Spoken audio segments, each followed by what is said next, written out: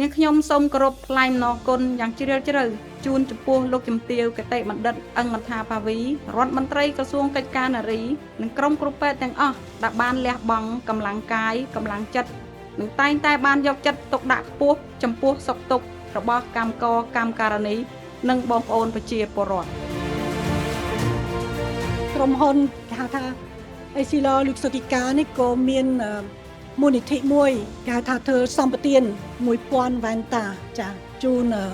ពុកម៉ែដែលត្រូវការបងប្អូនដែលត្រូវការមួយទៀតក៏ខ្ញុំក៏សូមអរគុណមូលនិធិដែលធ្លាប់ចាប់ដៃជាមួយយើងខ្ញុំនេះជាមួយនឹងក្រសួងសុខាភិបាលផងជាមួយនឹងក្រសួងកិច្ចការនារីផងដែលមានឈ្មោះមូលនិធិ Fred Hollow កម្មវិធីផ្សព្វផ្សាយនេះបានផ្ដល់លទ្ធផលដ៏ល្អជូនបងប្អូនយល់ការធ្វើអង្កេតកន្លងមកនេះគឺឃើញថាស្ត្រីយើងមានបញ្ហាផ្នែកច្រើនជាងបុរសក៏ប៉ុន្តែមកព្យាបាលផ្នែករបស់ខ្លួនតិចជាងបុរសដែលនេះជាបញ្ហាមួយសំខាន់ដោយសារអាចនាំឲ្យមានពិការភាពផ្នែករបស់ខ្លួនសូមឲ្យបងប្អូនស្ត្រីនឹងលោកយល់នៅលើសុខភាពផ្នែករបស់ខ្លួនស្រឡាញ់ផ្នែករបស់ខ្លួនថែរក្សាសុខភាពផ្នែករបស់ខ្លួនយើងចូលទៅក្នុងគេហៅថាខែមីនាជាខែស្ត្រីដោយសារ8មីនាជាទិវាអន្តរជាតិនារី8មីនាអញ្ចឹងអានេះជា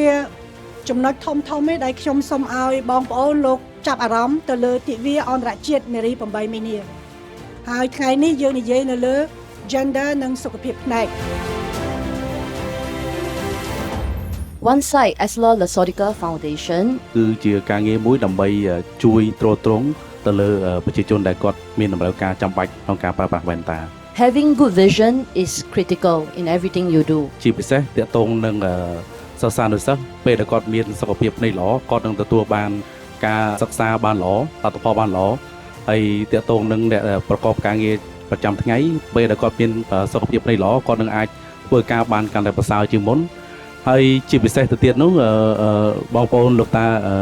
លោកយាយពេលដែលមានភ្នែកភ្លឺច្បាស់ល្អអាចមើលទាក់ទងនឹងអក្សរមើលទាក់ទងនឹងការធ្វើការប្រចាំថ្ងៃឲ្យកាន់តែប្រសើរជាងមុនបាទ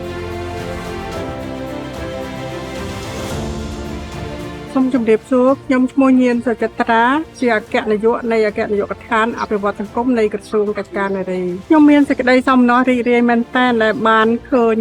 កិច្ចសហការរវាង